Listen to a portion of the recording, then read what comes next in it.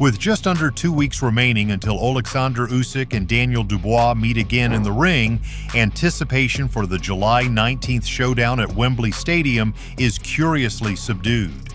Despite the magnitude of an undisputed heavyweight title fight, fan enthusiasm is noticeably lacking, and the reasons aren't hard to find. The memory of their first encounter in 2023 remains fresh. Usyk decisively dismantled Dubois with a commanding 9th-round knockout, leaving little ambiguity about who the superior fighter was that night. For many, the image of Dubois taking a knee and failing to beat the count lingers as a defining moment. Critics quickly labeled him a quitter, not once but twice, referencing his earlier loss to Joe Joyce in 2020. And in the unforgiving world of heavyweight boxing, that stigma tends to stick. The promotional effort for the rematch has tried, and failed, to reignite the spark by leaning into the low-blow controversy that surrounded the first fight. But fans haven't taken the bait. The narrative that Dubois was unfairly denied victory due to a questionable call has largely fallen flat. For most observers, it's perceived less as a legitimate grievance and more as a desperate attempt to rewrite history. Sympathy is in short supply, and the idea that this angle could build meaningful hype has proven misguided. There's also the problem of Dubois' resume since that defeat. While he has remained active, his victories over a faded Anthony Joshua, a shot Jarrell Miller, and an overhyped Filip Hrgovic have done little to inspire confidence. Among the trio, Hrgovic might appear the most promising on paper, but his record tells a different story. One padded with second-tier opponents and shaped by careful matchmaking rather than earned merit. None of these wins have truly convinced the boxing public that Dubois is ready to challenge Usyk again, let alone dethrone him. And yet, Dubois insists he's a different man heading into this second encounter. Speaking to Fight Hub TV, he made it personal. It's massively different. He's going to be in a real fight. You know, that's all I can say. I'm a real fighter right now. I've gone through whatever mental challenges I've had to face, but I'm a different fighter right now. He's going to be in a real fight, and he's going to know about it. Yeah, he's 38 years old. He's going to know about it for sure. That mental reset may be genuine, but questions remain about whether it's enough. Usyk, with his sublime footwork, elite ring IQ, and undefeated record, stands as a puzzle few have even come close to solving. He's 38, yes, but he hasn't shown signs of slowing down. If anything, he appears more focused than ever, fully aware that each fight could be his last at the peak of his powers. So the question heading into Wembley isn't just whether Daniel Dubois can win, it's whether he can shed the ghost of the first fight, silence the doubters, and stand tall in the biggest moment of his career. Or will the rematch simply reaffirm what the boxing world already believes, that Usyk is in a different class and that some demons are too powerful to overcome? His technique, his power, it stays with him the entire fight. His reflexes, his counters. The speed and power of those punches from Inoue. And there's a right hand gone in too from Inoue. With a guy like Inoue, it's going to be hard to compete. Turkey Oleksandr has revealed plans for Inoue to return to the ring on December 27th, headlining a major event with a title defense of his undisputed super bantamweight crown against the WBC's #1 ranked contender, Alan Picasso. According to Turkey, the full card is set to feature a string of high-stakes bouts, all built around the theme of Japanese versus Mexican matchups. In December, we have the master, the real master. We have, 27th of December, we have Inoue. We are thinking now we are close to finish Inoue against Picasso as main event. And all the card will be built as the biggest fight between Japan and Mexico. So that'll be Mexicans and Mexican Americans. Of course, there's many great ones. Yeah, against Japan. The top from both sides. I don't think that's ever been done before. This is the real season. While this sounds like a festive showdown to close out the year, the reaction to Picasso as a potential opponent has been lukewarm at best. The 24-year-old Mexican fighter, who boasts a spotless record of 31 wins, 1 draw, and 17 victories by knockout, hasn't convinced many that he's earned a shot at the throne. critics argue his resume is more smoke than fire, with few, if any, meaningful names to validate his top WBC ranking. In the eyes of many, Picasso represents a glaring example of how boxing politics, especially within the WBC, can inflate a fighter's standing beyond their actual merit. Before any December clash can materialize, though, Inoue has a far more dangerous test looming. On September 14th, in front of a hometown crowd in Tokyo, the Japanese superstar is set to face interim WBA super bantamweight champion Murodjon Akhmadaliev in a highly anticipated unification bout. And it's far from a walk in the park. Although still undefeated, the 32-year-old Inoue showed rare signs of vulnerability in his most recent outing against Ramon Cardenas on May 4th in Las Vegas. Dropped hard in the second round and repeatedly tagged with power punches, Inoue looked more human than ever. Some observers even believe he was fortunate that Cardenas failed to capitalize fully, often backing off to the ropes instead of pressing his advantage. The wear and tear is starting to show, and with Akhmadaliev's relentless style and power, there's a real possibility the monster could be derailed before year's end.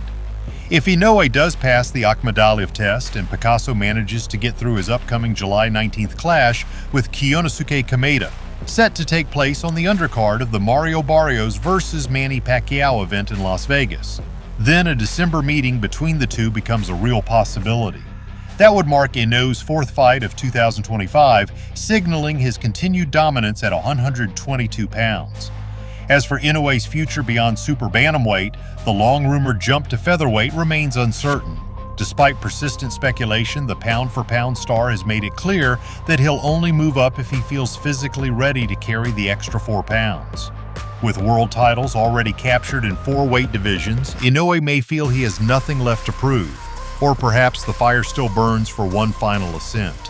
One thing is clear, whether or not the Picasso fight excites fans, Inoue continues to be at the epicenter of boxing's lower weight storylines. And Turki Al-Sheikh is pulling all the strings to keep the show rolling.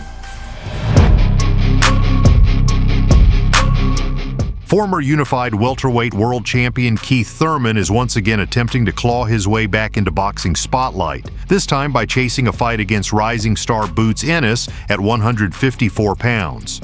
The 36-year-old veteran, who boasts a professional record of 31 wins with 23 knockouts and only 1 defeat, is now publicly asking for a contract.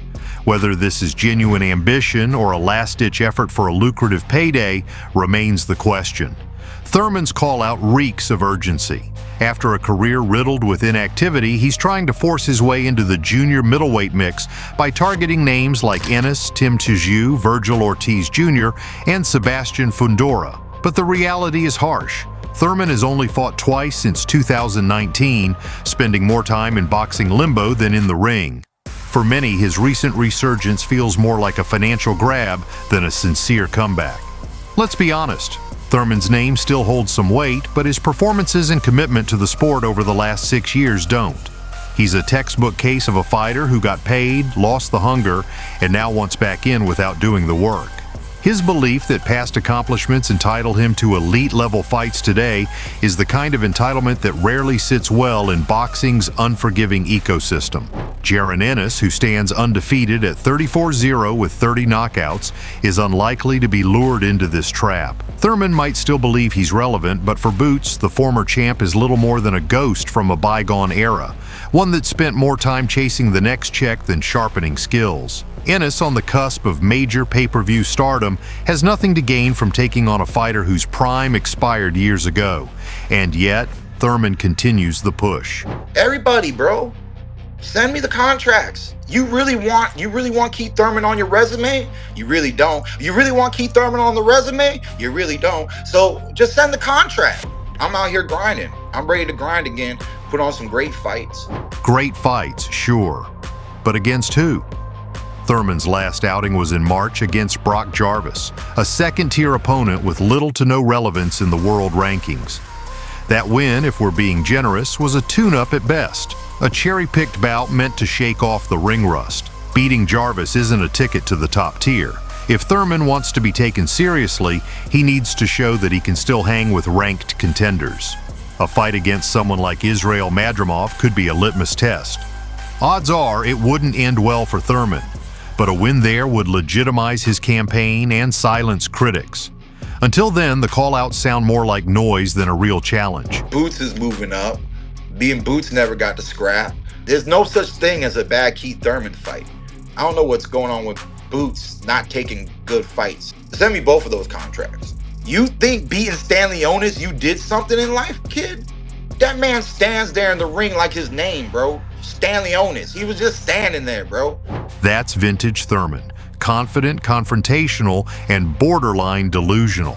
Of course, they never fought. How could they? Thurman's absence from the sport has been as consistent as his bravado. After losing to a 40-year-old Manny Pacquiao in 2022, Thurman vanished for another extended hiatus, only to re-emerge against Jarvis in 2025.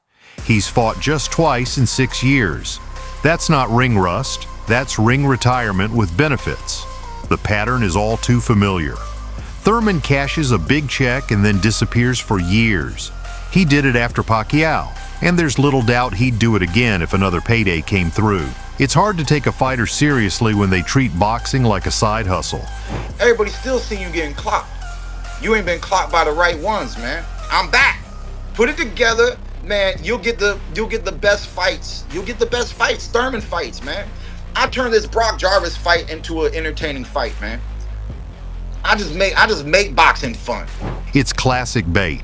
Thurman is trying to goad Ennis into a fight using bravado and nostalgia, but this isn't 2015. Ennis isn't fooled. If he passed on fights with Teofimo Lopez and Virgil Ortiz Jr., fights that offered money and relevance, why would he risk anything against Thurman? There's no upside. No belt, no clout, no challenge. Just a name from the past, looking for one more cash out. If Thurman wants the boxing world to take him seriously, he needs more than words. He needs to fight. Real fights. Until then, his comeback is little more than a loud echo in an empty room. Thanks for tuning in again. If you enjoyed the video, drop a like and share your thoughts in the comments. Don't forget to subscribe so you never miss any exciting content. See you next time. Stay strong and motivated. Take care.